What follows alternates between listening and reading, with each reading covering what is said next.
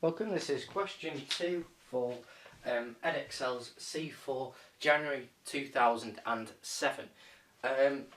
Obviously this is question 2 as mentioned, and what we're asked to do in this is volumes of revolution question, and then we've got a little something else for part B, which is a little complicated. However, you could just think of part B as a kind of similar shapes sort of question. But anyway, we need to do part A first, obviously. So we're given this equation of this curve, which we said is 1 over 3 brackets 1 plus 2x. Now, it might be tempting to expand the 3 brackets 1 plus 2x on the bottom to leave you with y equals 1 over 3 plus 6x, obviously.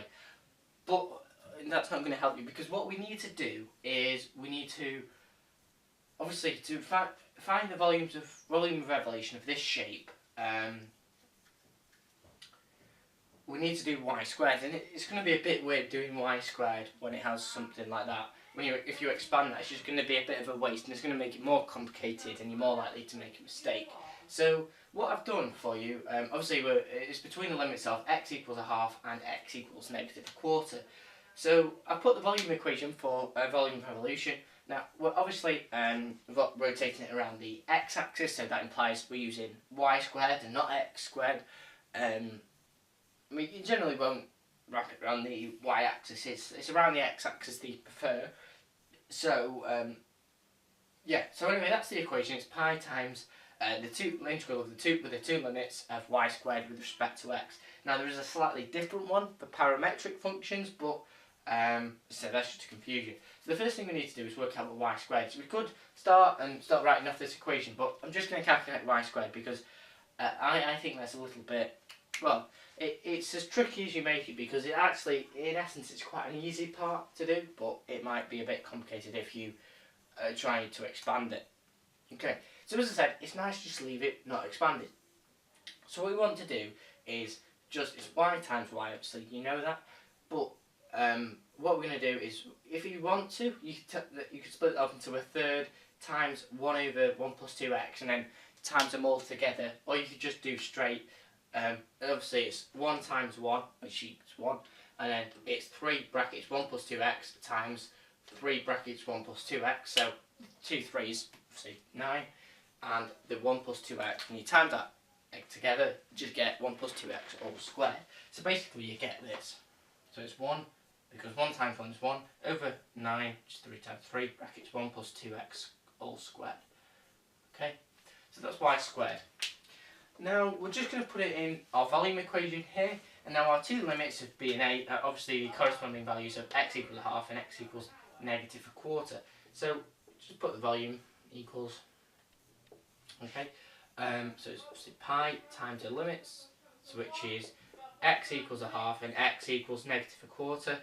Obviously you don't need to put x equals, it's just a standard integration thing. Now we know what y squared is, 1 over 9 brackets 1 plus 2x all squared, okay, with respect to x, which is very good. But then, where in the name of all that's mathematical do we go from there?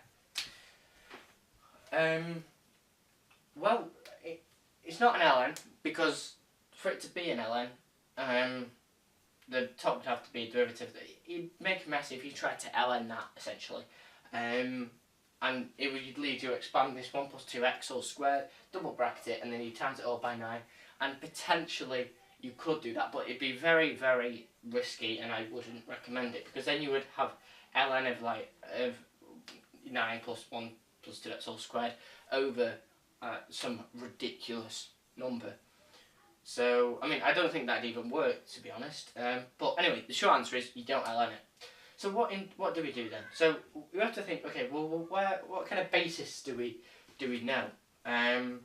Well, obviously the main culprit of this is this 1 plus 2x all squared.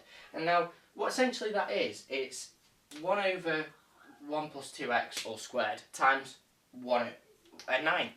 And whenever we have, I don't know, if we had something like k times 3x squared, for example, and we were trying to integrate that, we would take out k as a common factor. So that's essentially what we're going to do. Now I'm breaking it down into steps that you probably already are familiar with. So volume equals now the pi stays where it is, so you're just left with pi times a ninth, or pi over 9. And we're times that by the integral of a half and negative a quarter. Now, as I said, that's 1 over 1 plus 2x all squared, but because it's on the bottom, we just change the sign from a positive to a negative. So what we're left with is 1 plus 2x all to the power of negative 2. So it's kind of like that equation that we did in question 1. Actually, it's quite a similar thing, but we're not doing a binomial expansion of it. Obviously, I should have probably mentioned that, but my brain was a bit distracted as someone just walked in and walked out, as you probably could tell. Right, so what can we use that integrates a bracket? Now, bear in mind this is a linear bracket, which is a key factor of this kind of problem. They will never give you something like this where inside the bracket it isn't linear. Okay, so what do we do? Well, the only bit of integration that we have that relates integrating a bracket, well, it's the reverse bracket rule of integration, which just says if you've got something like a plus bx all to the power n, when you integrate that, you're left with a plus bx all to the power of, you raise the power of n plus 1 over that, so it's over n plus 1 times 1 over the derivative of the bracket, or 1 over a, sorry, 1 over b. Yeah.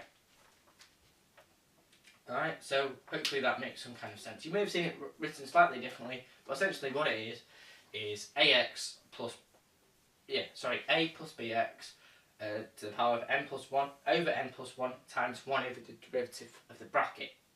Okay, so what I would do is, somewhere else on your page, hopefully you've left a bit of a gap like I have up here. Because obviously if we tried to continue this, we'd make a bit of a mess. And we'd write the reverse bracket rule of integration, and it wouldn't follow the proper maths method. So as I said, somewhere else on your page, just do the simple integration of 1 plus 2x all to the power of a negative 2 with respect to x.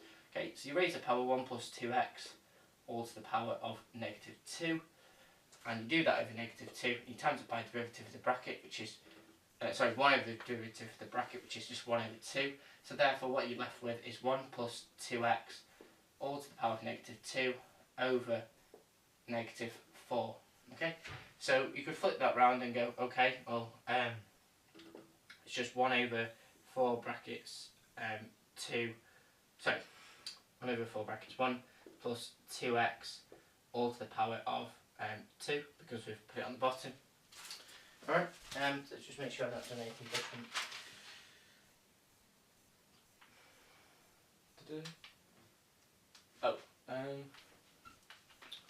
So make sure I've done this right, sorry, I do apologise.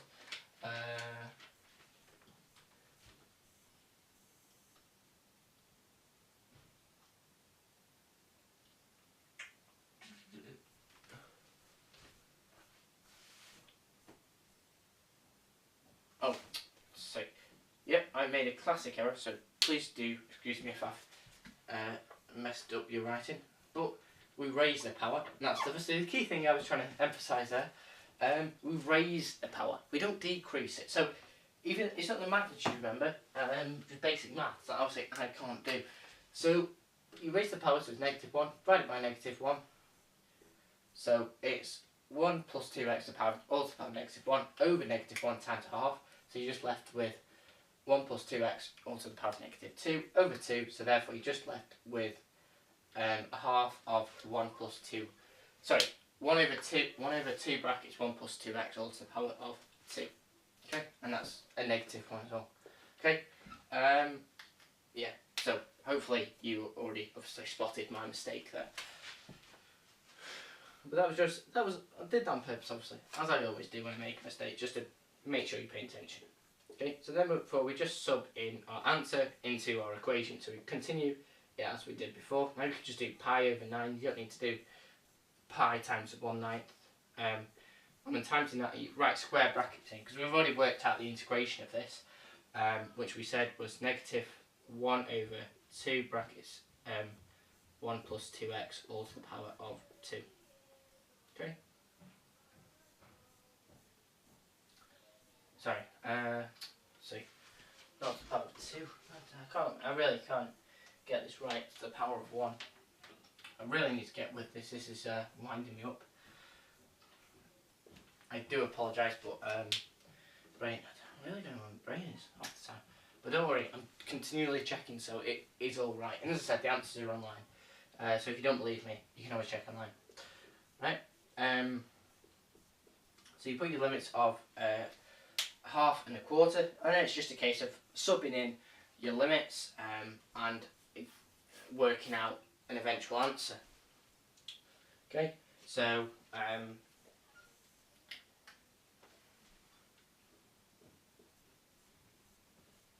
so the volume is equal to pi on 9 times, so just sub the limits in, so it's first you would sub in 1/2, so it's negative 1 over 2 brackets 1 plus 2 times 1/2 all squared on the bottom, and then you open another set of square brackets as you always do and take 1 over 2 brackets 1 plus 2 times negative 1/4. That's all squared on the bottom. Okay, now this is where it's obviously key to use your double bracket, these square brackets, because we've got a double negative there, and obviously the denominator on the second fraction is obviously going to come out to be positive because it's squared, so obviously we've got a double negative, so we're going to end up adding them together. Otherwise, as you could tell, we would have a negative area. Now, if you ever do an integration question or any area question, and you end up with a negative answer for your integral, it's obviously going to be wrong, even if we go back to the realms of C1. So for those of you that are maybe resitting C1, watching this video, it's just a bit of a, or C2 or whatever it comes up in, if you ever get an answer for an integration question that is negative, that is incorrect. Even if it's just integrating 2 plus x with limits of 5 and 1. I mean, obviously that's logical for most of you, but it's just a bit of a recap, okay? Because really what that's saying is, this is the curve and integrated between 5 and 1. You can't get a negative area, because you can't take area away from something you don't have. Okay, so we'll just work out, so it's just a bit of recapping. So it's just a case of now simplifying these two down, and timesing your answer out, and then working out an eventual answer for your volume. Okay, so if you were to do that now, say, so you've already prepared the answers here, so it's end up with a volume. Okay, volume is equal to pi over 9 times, so you open up the square brackets. The first one simplifies down to negative 1/4, and then obviously you're taking away negative, so you take away -1, which you obviously add 1, yeah. So therefore your volume is equal to pi on 9 times 3/4, okay? So therefore you get a volume of pi on 12. Now, because we're talking about a volume of revolution, obviously it's 3-dimensional, so therefore we have to look at the units in 3-dimensional as well. So we get volume is pi over 12 units cubed. Okay, so hopefully you can work out where we've got everything from in that part of the question. Okay, now the next part, what I'm going to do is I'm just going to sort of rub out this little bit of working out. So obviously, hopefully you know the equation of the curve and the volume equation for an area for a volume of revolution, because this next little part is just, it looks like a completely different question, but really it is the same thing as what we've just worked out. Okay, so if you were to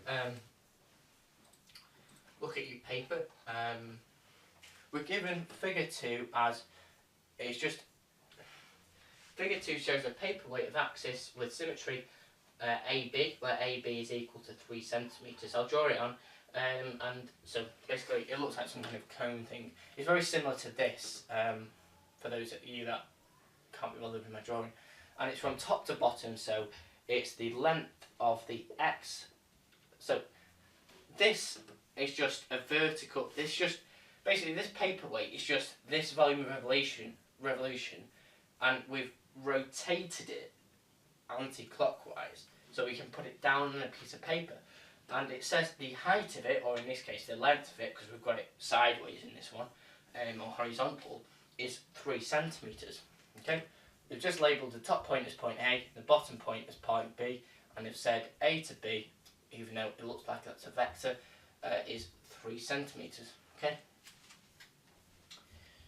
Right, and we're asked to find the volume of this paperweight. Now, you wouldn't be able to just, there's no equation for a volume of revolution in terms of, without x's or y's in it. So there's nothing you could do from that without referring to, it's obviously, because it's part B and that was part A, as I said, in maths, they would like to relate the two. So we need to be able to do something with our answer to part A to enable us to work out part B.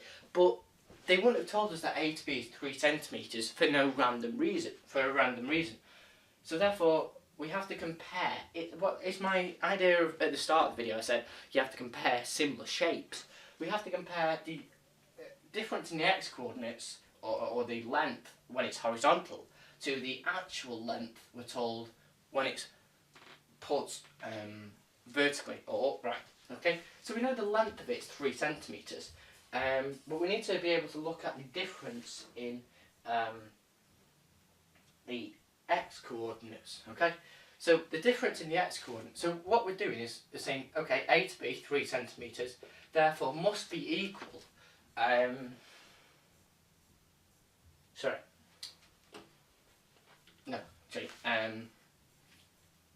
forget that, sorry, do apologise. Yeah, we have to compare these two, so the difference in the x coordinates to the difference in the distance between A and B, but we can't put them equal to each other, as I was about to do there, because, well, of that similar shapes thing. The similar shapes is a ratio sort of thing, and now this is obviously the difference in the x coordinates. That's just a difference. That's just, we need to work out, okay, well, what is one x coordinate worth then? Alright, so if we need to know what one x coordinate is worth, because we know the volume of this shape, we need to apply that idea, that what we've just worked out in terms of the maths behind it, to be able to apply it to work out the volume of this paperweight. Now, to work out the volume of this paperweight, we know there's a difference here. So between x is a half and x is negative a quarter, there's a difference in the x values of 3/4, because that's essentially what we worked out when we took, negative a quarter away from 1 sort of thing. Well, actually, don't forget that. We didn't work it out then, but the difference is x values of 3/4. What am I going on about? So I'm trying to just skip ahead while looking at this.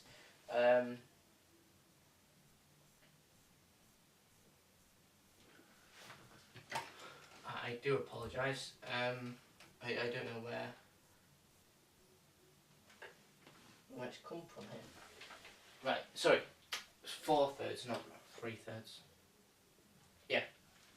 Right.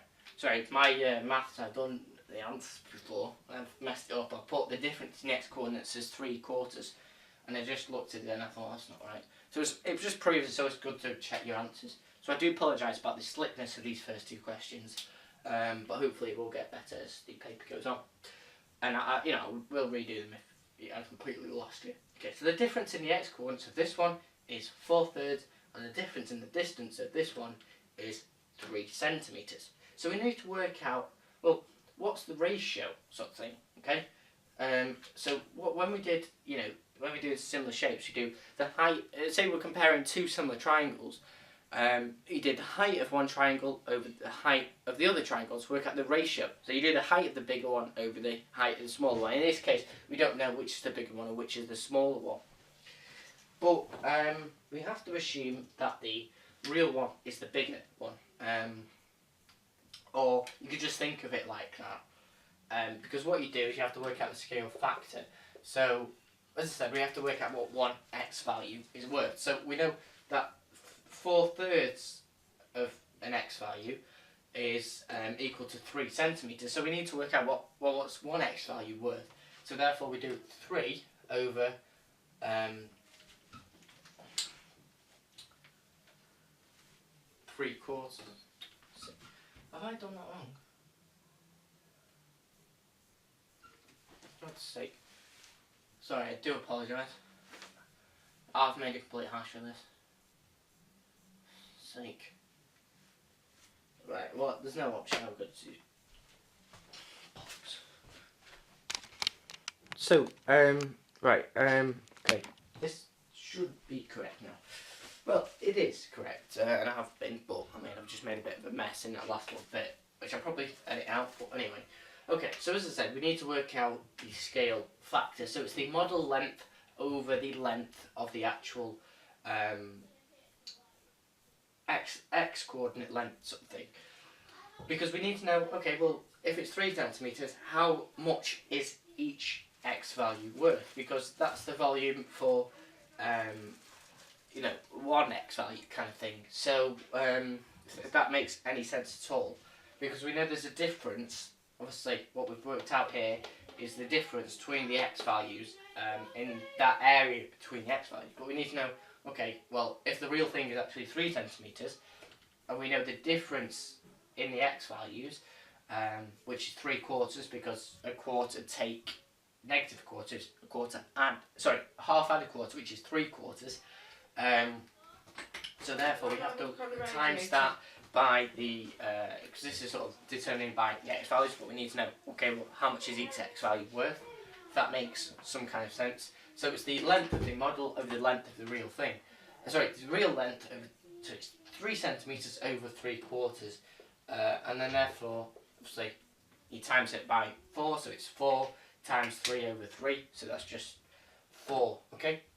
But, so we know that, however, that'd be if it was in 1 dimension, okay? Because the scale factor occurs in 3 dimensions, because we've considered this as a 3-dimensional object, therefore we have to cube the scale factor. So basically, the volume of this shape, okay?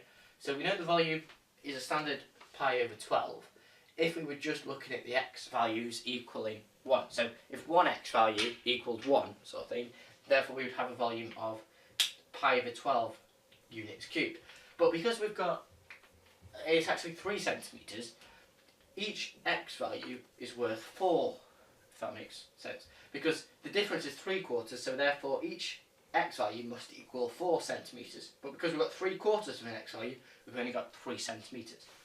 Okay, so as I said, the scale factor occurs in 3 dimensions, so it's pi over 12 times 4 cubed, or 16 pi on 12 units cubed. Okay, sorry, it's not 16 on 12, for God's sake. That'd be 4 squared. Yes, that's... I really don't know where my mind is today. So 16 pi on 3 units cubed. I do apologise about that. Hopefully, as I said, it will get better towards the end of the paper. Mate, it definitely is this new camera angle putting me off. Okay, so anyway, thanks for watching. Hopefully you managed to sustain it and my errors haven't been too bad. As I said, I do know what I'm talking about, obviously. I'm more than happy to redo them videos now I get a better understanding of where we're going. But as I said, the rest of it wouldn't change. The rest of it's perfect. I just made a bit of a hash because I couldn't work out a half take negative a quarter. But apart from that, I could do the rest. So anyway, thanks for watching, and we'll see you in the next video. Actually, yeah, I suppose many of you were turned off or skipped or whatever. But if you are still watching, just you are if you're listening, then there are model answers out there, and I'm prepared to give you my model answers. If you would like, I could send you a photo of either Facebook or because I've got the Facebook page for the Bill 7187. It's on Facebook, obviously. Or I could send you a link to it in the comments. But I think there's a model answers on the Physics and Math Tutor website as well, so they're a good one to use. But for this, it doesn't quite explain that in the way I did. But anyway, thanks for watching, and we'll see you in the next video.